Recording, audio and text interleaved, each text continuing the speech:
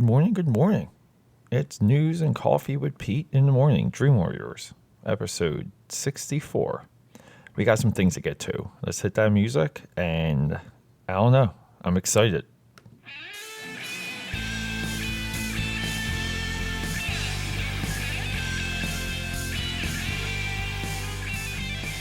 Oh, crap, okay. Maybe my level of excitement, little bit of an overreach there with that opening, but yeah.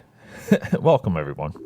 Anyone listening, anyone watching me, congratulations if you're watching me, if you're able to see me right now.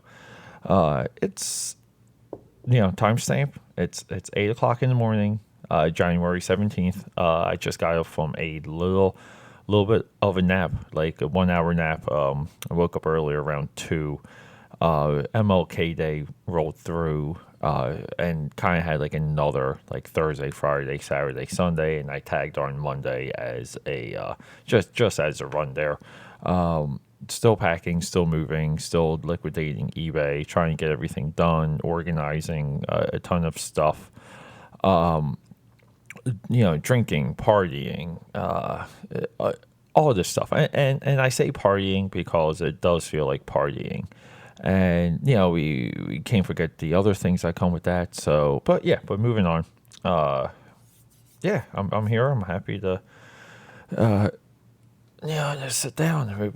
We got some things to go through, and just based on my notes, these are exciting things. I'm happy to touch on each one of them. A little bit of a show update. I have effectively blocked comic book Mark from previous episodes. The resident Dream Warriors comic book genius and pop culture genius is now just shut down and blocked through all social media. I debated doing his current girlfriend also, because I don't want to have eyes on me. I do feel it's weird when someone just ignores text messages and any type of reach out you might have for someone. He's deleted. He's ignored months of text messages. Like Norm and I were at this almost at this crossroads. But dude, everyone's responsive. I could have a response text from a girl I pissed off 1 year, 2 years, 3 years ago. Okay, everyone seems to respond but him. And it's beyond me. Morning drink call. We're just doing whiskey and blackberry Canada Dry. My God, it's such a good combination. But that's what we're going through today. So it's unfortunate that it does look like Mark is completely out. It's unfortunate he can't call me, talk to me, help me figure out what's happening, if there's anything he needs help with. These are the frustration things. But, part of the fallout, too, with Mark is that he kind of droned on a few times about his current situation. And I gave him advice on how to handle it and how to handle it in making himself more secure and more confident so he can prevent it from moving on. And this is all stemming from his divorce on this most recent situation that he's in. I'm not going to throw him under the bus, but it's exponentially more complicated, and he seemed to be a little bit more of a mess at times. But yeah, it sucks. But hey, you're always welcome back, Mark. You're welcome to be unblocked. And I do feel like it's very odd for people who have social media accounts and they don't participate in social media and they mostly only follow. I don't understand that. Just like don't use it then. Otherwise you're just a creeper. And this goes out to quite a few other people. So that's my 4 minutes of drama. So we got something here. What do we have? Let me. I'm going to set this up for you. I want you to see if you can guess the movie, and I'm going to leave out the key parts I would maybe give away what the movie is. So I might be replacing names. Aboard the Ford Taurus, a journey to a galaxy. I just gave it away. Oh my god. Okay, I suck. It's the Han Solo movie. We have a synopsis for the Han Solo movie. Shoot me now. Okay. Aboard the Millennium Falcon, a journey to a galaxy far, far away. In Solo, a Star Wars story, all new. An all new adventure with the most beloved scoundrel in the galaxy through a series of daring escapades. Deep within the dark and dangerous criminal underworld, Han Solo meets his mighty future co-pilot, Chewbacca, and encounters the notorious gambler, Lando Calrissian, in a journey that will set the course of one of the Star Wars saga's most unlikely heroes. And and on cue we have Dallas. Hey, buddy. But yeah, so it's interesting. It's interesting. This just came out. It's slated for release on May 25th, 2018. And what leads me to allude that this is interesting. Just interesting. Not good, not bad, just interesting is that looks like we see the first meeting with him and Chewbacca. And man, like this, are we seeing too much? Like too many ingredients now, too much in the recipe, because not knowing how Han met Chewbacca, and then seeing the fate of Han in Force Awakens, and kind of not seeing a revenge streak in Last Jedi.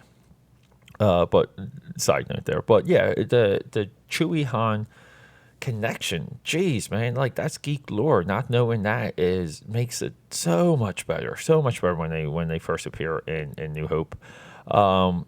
Episode 3, Revenge of the Sith, touched on Chewbacca. I thought that everything in Episode 3 regarding the Chewbacca people, I forget what they're called, the Chewies, we'll call them.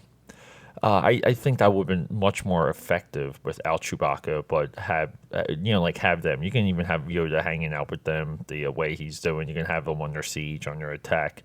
But Chewbacca involved in this like war and this invasion, kind of like a war hero type thing. And then eventually knowing from that point he's going to meet up with a criminal. Because according to this synopsis too, we're going to be in a journey that will set the course of one of Star Wars saga's most unlikely heroes. Star Wars Episode 4 New Hope caps with the emergence of the Han Solo hero. Throughout the movie and even before the movie, he is, he's a loner. He's out for himself. He's a possible double crosser. He's a murderer. He is a pirate. Pirates are not heroes. So it's interesting that the synopsis even takes the slant that he's potentially good within the movie and not bad. Because if we're just reverse engineering what we already know, it's pretty obvious that Han Solo, it might be someone you're happy to have him for one date, but 2 dates with Han Solo will probably help you end up in jail or pregnant. But yeah, it's still exciting. Still the Star Wars franchise moving forward. It's going to be directed by Ron Howard. I deeply back Ron Howard. Look, far and away, that's all you gotta know about Ron Howard. Far and away, Irish-speaking Tom Cruise. We got Nicole Kidman. We got the Land Rush. So we got Irish boxing. Let's go. But yeah, so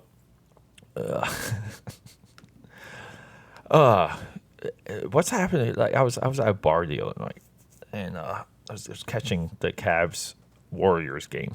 Not there. I was meeting. What was I meeting up with someone? Yeah. No. Well, I was watching some of it, and then kind of broke it off with the girl and walked down the street, and popped into another place that I know a girl who works there. And, it became like a big night at that point. It became fun. It wasn't too much fun leading into that. But I was able to catch the Cavs Warriors game. And, oh my God, man, like the Warriors are just a light year above the Cavaliers. That game was close for maybe 3 quarters, but you got to run 4 quarters and change just to beat the Warriors. And you got to put up 110, 115 points and slow them down, because they're going to put 130 up on you in like a heartbeat. But yeah, that was like a shellacking. And like even now, just going through the NBA standings, I mean, it's Celtics, Raptors, Cavs in the East. And then in the West, see, the West is usually the deep competitive one. But, I mean, we had Warriors, Rockets, Spurs, and I kind of want to say the West has finally succumbed to a one-team conference. I don't see the Spurs. I don't see the Rockets competing with the Warriors for 7 games, especially if they got home court. Yeah, the only reason why the Raptors are above the Cavs is just because they're there from my like analysis. Like any team above LeBron, you got potentially factor in the idea that LeBron's slowing down. The team may not be there. Like they don't have the mojo. LeBron's getting older too, and a younger team's going to come and snatch it from him. And every year it gets closer. This year could be Celtics or Raptors. Underneath that, underneath Cavs, we got LeBron's old team, the Heat, which is like good for them. They recovered as quickly from losing LeBron as quickly as the Falcons recovered from losing Vic. Geez, some of these GMs are masterful. It's amazing how quickly they can just redo it. So earlier too. Oh, jeez, this really blew my mind. You wanna see me get my mind blown? Balloon. Yeah. So I guess I'll give him a shout out. His the account is Diversity and Comics, and he's labeled racist, alt-white supremacist. Again, platitudes and things that people have no idea what they are, like no idea. The idea. I mean, it's same with the Me Too movement. Yeah, I mean, some of it is shocking. Shocking to the point that it's something you suspected. It's acknowledgement of acts are happening. That's the Me Too movement from my take, but it's still shocking.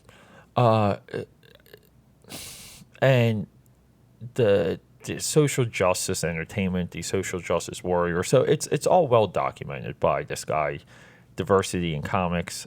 He has a Twitter account. I think I'm going to tweet this to him because I'm just learning about like who this guy is, and he works IT. So shout out IT.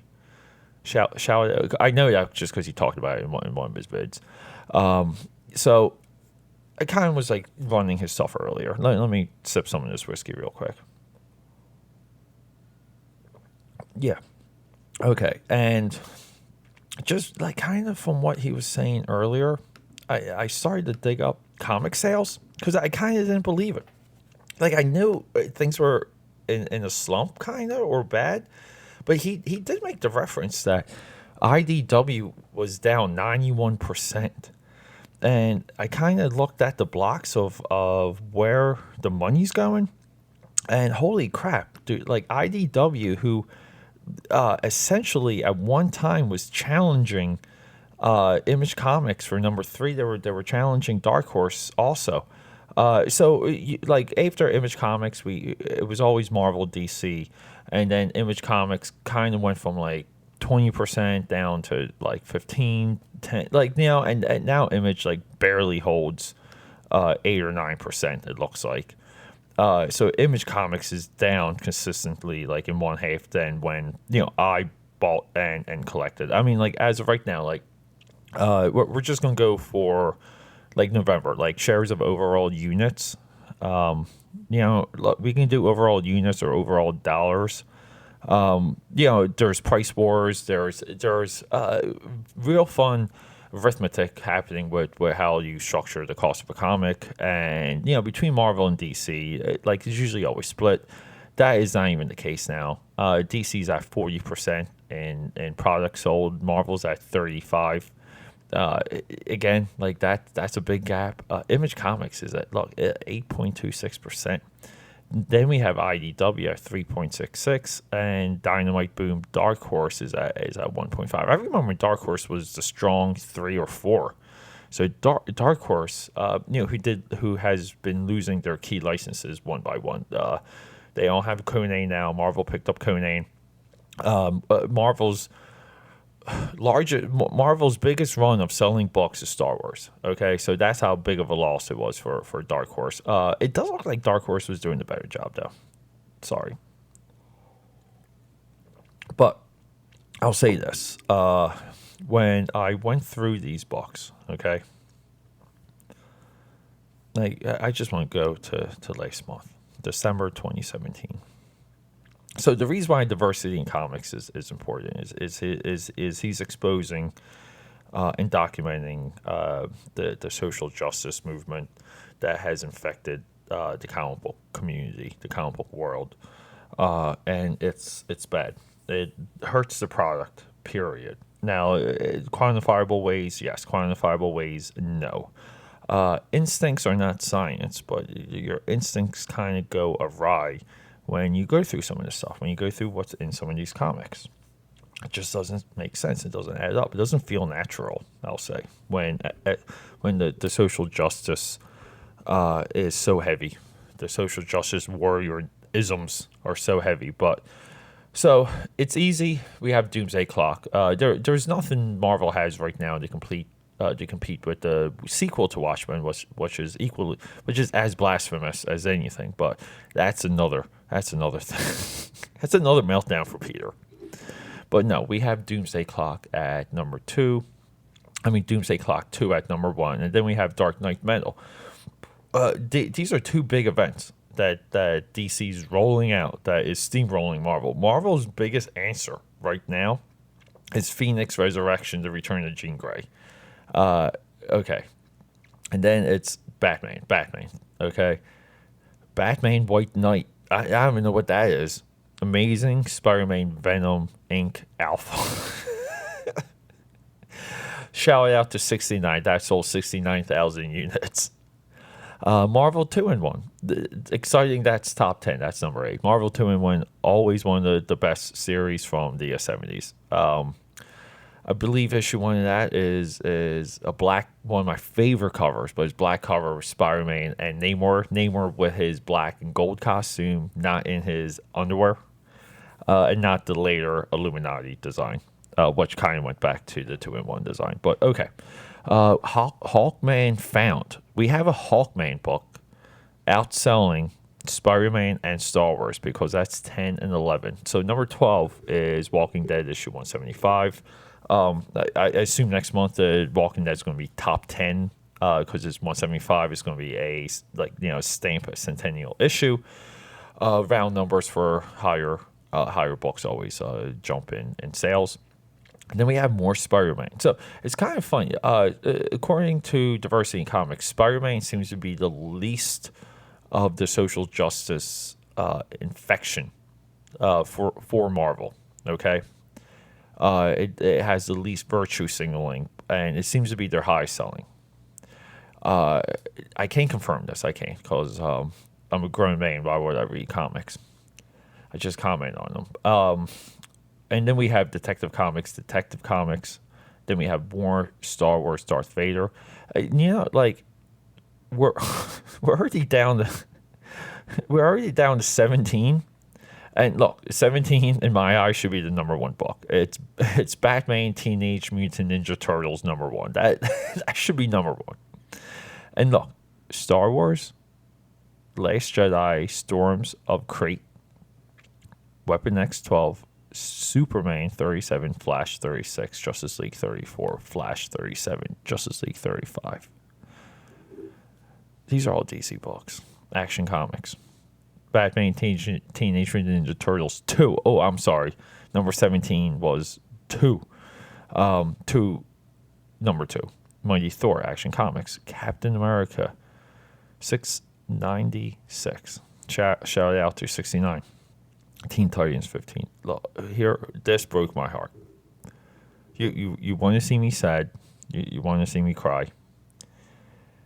Look, I may not be running into the comic shop every single day, but I still care. I still deeply care about comics. Okay? I joke about not reading them, but I care what's happening. We have X-Men Gold 17. X-Men Gold 17 is the 32 highest selling comic book in the chart. Now, if the X-Men have a role within comics, it is this: to be the greatest team, to have the most dynamic adventures, to kind of always truly be crossing over with their other books, because the X-Men family is far more, I'm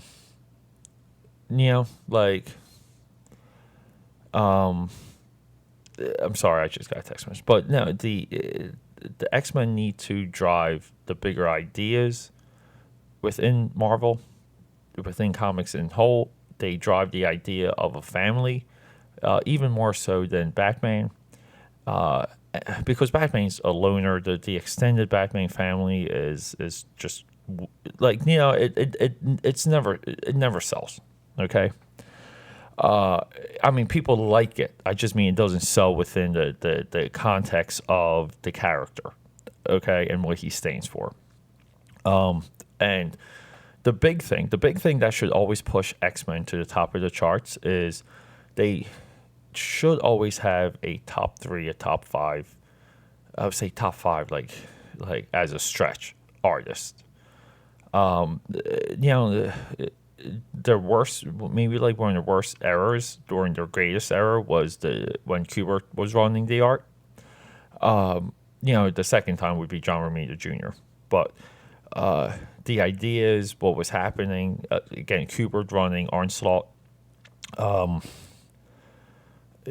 the X-Men franchise should run artwork and vice versa. Artwork alone needs to make X-Men top 5. When it's 32, we're doing something wrong here. The consumer habits are desperate and they have shifted. And they're making a statement, not because they don't like X-Men. The X-Men movies make nothing but money. The X-Men TV shows get nothing but ratings compared to like other science fiction franchises. Technically, right now, the X-Men franchise is bigger than Star Trek. Anyone coming in from the 90s was waiting for this day to happen. You knew that day would rule. You knew when X-Men hit media, it was going to be bonkers. It was going to dominate. We have Captain America selling more than X-Men Gold. Not saying Captain America shouldn't sell. But we literally have Flash.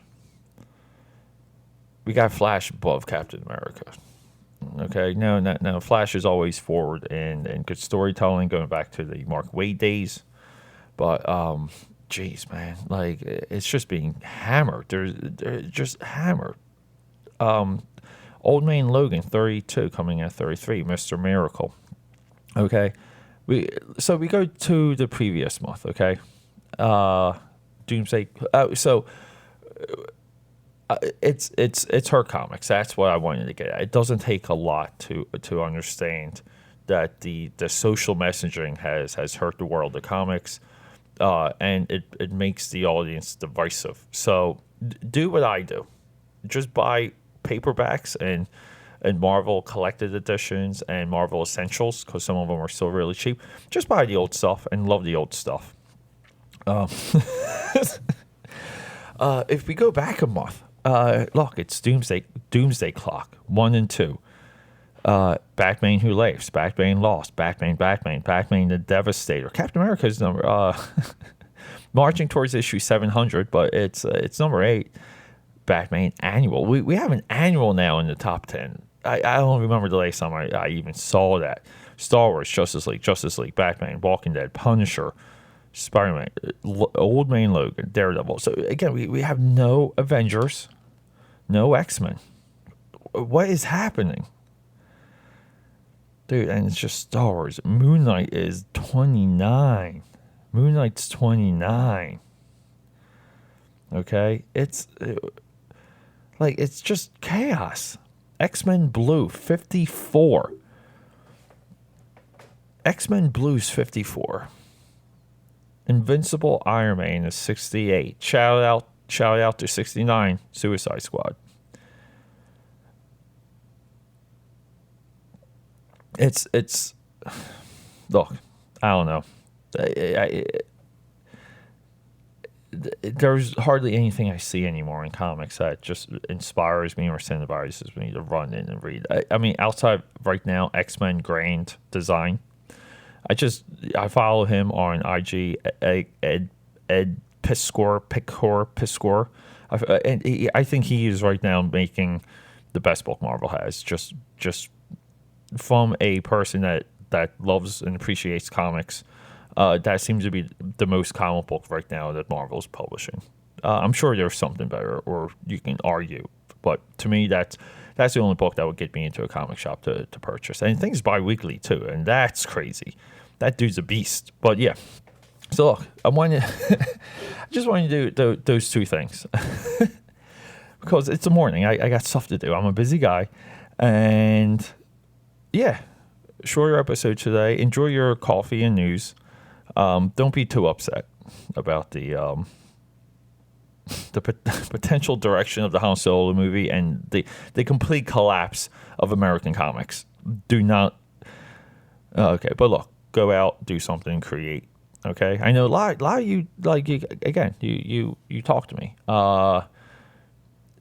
Yeah, I don't know. Reach out if you need help to do the podcast. Right? I already helped one person. Sarah, I think her name was. Crap, I forget her name. She's one of my Instagram friends, and she does like Philly.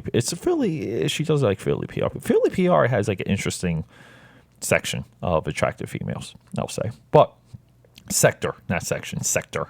She also does like jujitsu, which is amazing. But no. She helped her get going. She now is doing a podcast. If you just reach out, let me know. Let's just go forward. Let's just create things and do it ourselves. Look, if we don't like what Marvel's doing, make your own superheroes. That's what I'm doing. I just make my own stuff, and no one's telling me. So get out and create. Okay, if I can do it, you can do it. But have a good day, and I don't know. Happy Hump Day.